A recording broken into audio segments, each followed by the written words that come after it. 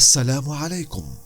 بعد إقصاء المنتخب المصري في نصف نهائي كأس إفريقيا للأمم أمام نظيره السنغالي، اللي للأمانة كان إقصاء مستحق للمنتخب المصري، لأنه ما جاش الماتش وبقى في أكادير. مباراة كانت من طرف واحد لمدة 90 دقيقة، وكانت أول تسديدة على مرمى حارس ميندي كانت في الدقيقة 94. للأسف مستوى كان مخيب من الفراعنة وهزيمة مستحقة، باعتراف حتى إخواننا المصريين على مواقع التواصل الاجتماعي. الكثير منهم كان محبط من هذا المستوى اللي قدمه مصر في هذا النصف النهائي، ومع ذلك الكثير منهم فكر بمنطق وقال أنهم يستحقوا الهزيمة، وفي نفس الوقت شافوا الجانب الإيجابي من هذه المشاركة، وهو أن هذا الفريق بلاعبين متواضعين ومدرب على قد الحال قدروا انهم يوصلوا لدور متقدم اللي هو نصف نهائي، من بعد ما الكل كان كيتوقع انهم ما غاديش يفوتوا الدور 16. ودابا قدامهم فرصه ومجال للاصلاح، واولها هو غربله واحد 70% من هذا الفريق،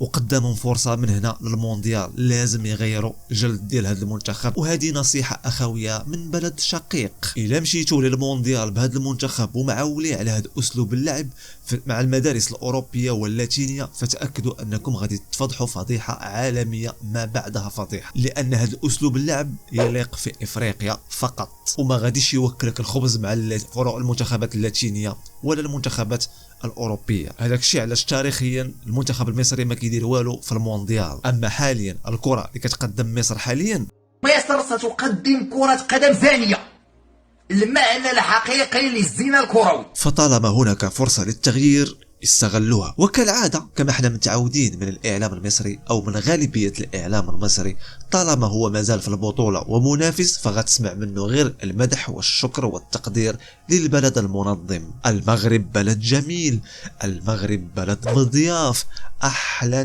ناس جدعان قوي يا خال. بمجرد ما يتقصاو كيبدلوا الجلد وكيخرجوا الحقد على البلد المنظم، رغم أنه ما كانش طرف في اللقاء أصلا. ثم أن اللقاء ما كانش فيه شي لقطات فيها جدل تحكيمي مؤثرة على النتيجة. يعني نقدر نقول لك ان مثلا مصر فعلا تظلمات بواحد بطاقه صفراء خداها المدافع ديال مصر مع بدايه اللقاء، كانت في الدقيقه 5. غير ذلك يا اخواني فاللقاء كان من طرف واحد اللي هو السنغال، اللي كانت لعبه بوحدها تقريبا لمده 94 دقيقه. ايوا سيدي، بعد الاقصاء هنا غادي يخرج المدعو احمد موسى، صحفي إعلامي ويعتبر أكبر إعلامي طبال عرفته مهنة الإعلام في تاريخ الكرة الأرضية. وأنا أعي ما أقول، ولو كانت هناك جائزة لأسوأ من مارس مهنة الإعلام بدون ضمير ولا أخلاق مهنية فكانت غادي تحجز باسم أحمد موسى ل100 سنة القدام. واللي متبع الشأن السياسي راه عارفني اش كنقول. المهم الإخوان، أحمد موسى خرج قال لك سيدي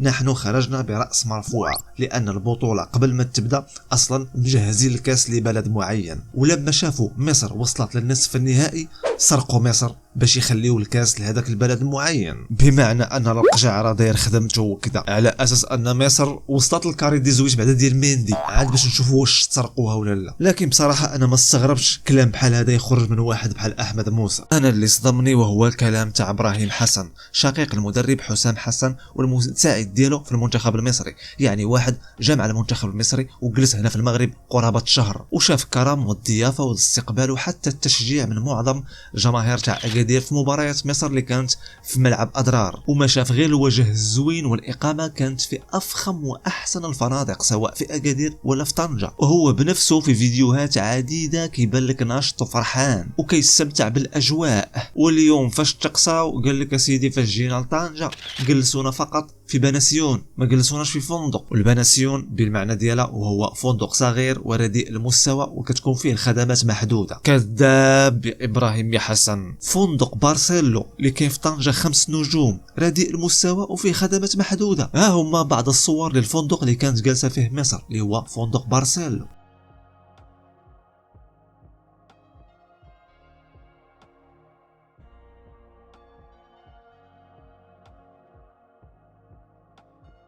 واحد من افخم الفنادق اللي كاينه في المدينه ديال طنجة. وشوف من ناحيه الخدمات في الفنادق 5 نجوم في المغرب اللي هو بلد سياحي رقم اول على مستوى افريقيا، فبلا ما تحاول تشكي او تحاول تخلق كذبه ان الفنادق رائده المستوى، لان الخدمات في الفنادق 5 نجوم في المغرب على اعلى مستوى حتى مع الناس المحليين، فما بالك بالاجانب. ثم اضاف السي ابراهيم حسن ان ها هما غدا قال لك غادي يصيفطونا لكازا في قطار باش نلعبوا مباراه تحديد المركز الثالث مع نيجيريا. لكن هنا بصراحه انا غادي نعذرو، هو يسحب لي وقيل القطار بحال دوك القطارات اللي عندهم في مصر مكتوبه فيهم تحيا مصر وكيتقلب كل 3 شهور. ما عارفش باللي راه غادي يمشيو في قطار تي جي في، واحد من ارقى وسائل النقل اللي كاينه في البلاد، وكاين منه واحد في افريقيا اللي هو في المغرب ابو حسن. للاسف تصريحات ما كان لها حتى شي داعي، وتمنينا انهم يخليوا بلاصتهم زوينه كيف ما جاوا بابتسامه المره الاولى يخرجوا بابتسامه وبكلام محترم على حسن الاستقبال كيف ما داروا عديد من المدربين واللاعبين اللي تقصاو. على العموم كلام ابراهيم حسن واحمد موسى كيمثلهم هم وما كيمثلش راي غالبيه الاخوه المصريين، لان بصراحه شفنا من الغالبيه منهم شفنا غير الود والاحترام. وقبلها بواحد 4 ايام محمد صلاح في الندوه الصحفيه